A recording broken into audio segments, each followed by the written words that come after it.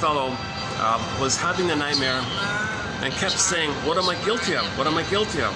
And the point was, he's not guilty. Similar to the Franz Kafka one, right? Somebody tells him he's guilty of what? Of what? No one tells him. You know, it's a similar kind of idea. The moral of the story is no baby's guilty. No baby's wrong. No baby's born bad or sin. No baby did anything wrong. There's no such thing as being born guilty or being born a sinner. That's nonsense.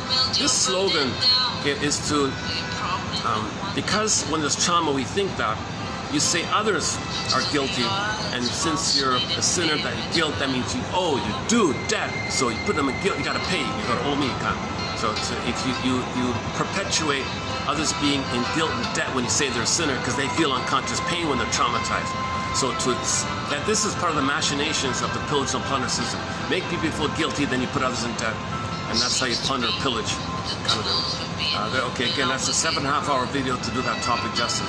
So back to the Twilight Zone. So he was trying to face this issue, and he had and we got glimmers of it all because he kept saying, "What am I guilty of? Could please somebody tell me? Could please somebody tell me?" And you keep telling Father, you keep telling me I'm guilty like that.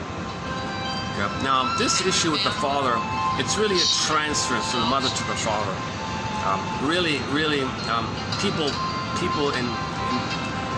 People are uncomfortable with the idea that the mother is so harmful like that, so they transfer onto the father. So the father's getting the blame what the mother's doing, basically. It's really the mother, but the father's sort of standing in for the mother in this kind of case. That's part of the plunder system, to protect the mother, to protect the lie that the mother heard us.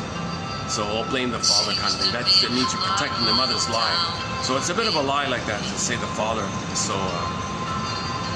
caused that kind of nightmare. The only thing the father's really guilty of, really, is that he didn't protect the child from the mother.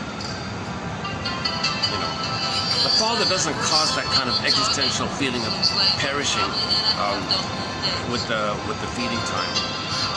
If the mother's rough-handling the baby, and the baby sees the mother like a wicked queen and all this, he's in peril, he's in danger like that. So why does the baby think the mother's a wicked queen? Yeah, only fairy tales tell you the truth a little bit, right?